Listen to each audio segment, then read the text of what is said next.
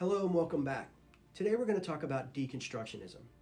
Deconstructionism is a philosophical and literary theory that's gained prominence in recent decades, challenging traditional approaches to understanding and interpreting the world.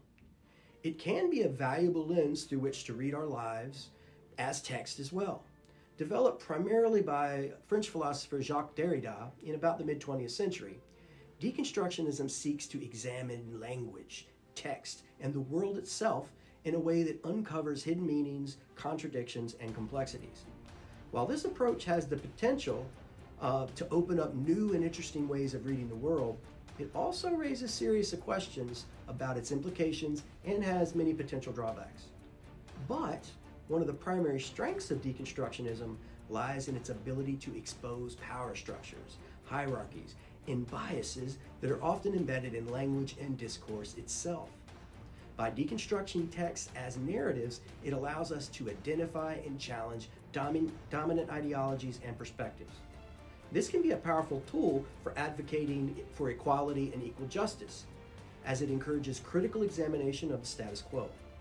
Another benefit from a deconstructionist view encourages readers to look beyond the surface of the page and explore deeper meanings within the text. It emphasizes the idea that meanings are not fixed and can change over time. They're relative, and it's making us more aware of the multiple interpretations that do exist. This approach can lead to a richer, more nuanced understanding of ourselves and the world around us. Also, engaging in a deconstructive method of reading text can cultivate much needed critical thinking skills. It encourages individuals to question assumptions, challenge conventional wisdom, and approach information from all sides with a healthy dose of skepticism. This intellectual exercise can be valuable in a society where misinformation, disinformation, and propaganda are in our faces and on our screens 24/7. Deconstruction can also help promote inclusivity, emphasizing the importance of diverse voices and perspectives. This is always important. It encourages us to recognize that language can marginalize certain groups or individuals. Just look at the aftermath of the past few weeks. It also pushes for a more inclusive and equal society. By highlighting linguistic biases, deconstruction contributes to the ongoing efforts to promote diversity and inclusivity within reason. Now, let's look at some of the negative and possibly more dangerous outcomes. Critics of deconstructionism argue that it can lead to absolute relativism and nihilism, where everything becomes a matter of interpretation, and objective truth seems elusive. Now, we'll talk more about that absolute relativism and nihilism later. But this can be problematic in situations where facts and evidence are crucial, such as scientific research or legal proceedings. Deconstructionism's focus on ambiguity and multiple interpretations can also sometimes lead to a paralysis of meaning, where everything is seen as a text to be deconstructed, unraveled. It can become challenging to arrive at any meaningful conclusions or take any decisive action. This paralysis we have seen quite a while in our past few decades.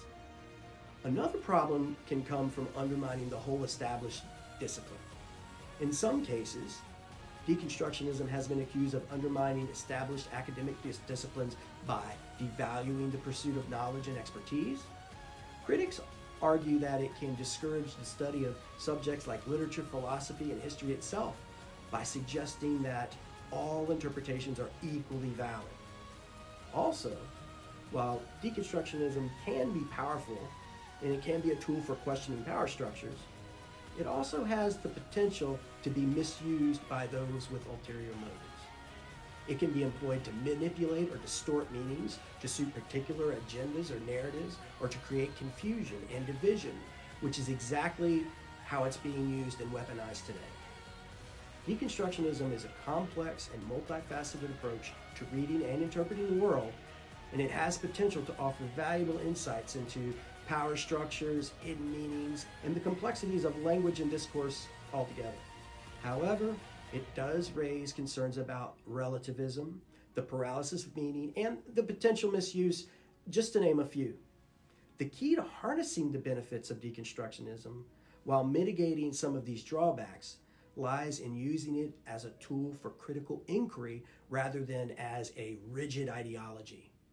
By encouraging a balanced approach that values both critical analysis and the pursuit of objective truth, we can make the most of deconstructionism's potential to help us read the world in new and interesting ways while avoiding its negative and dangerous outcomes. If you want to go a bit deeper, you can check out my piece on Substack where I have a lot more detail and I go into some examples. If not, I'll see you next time.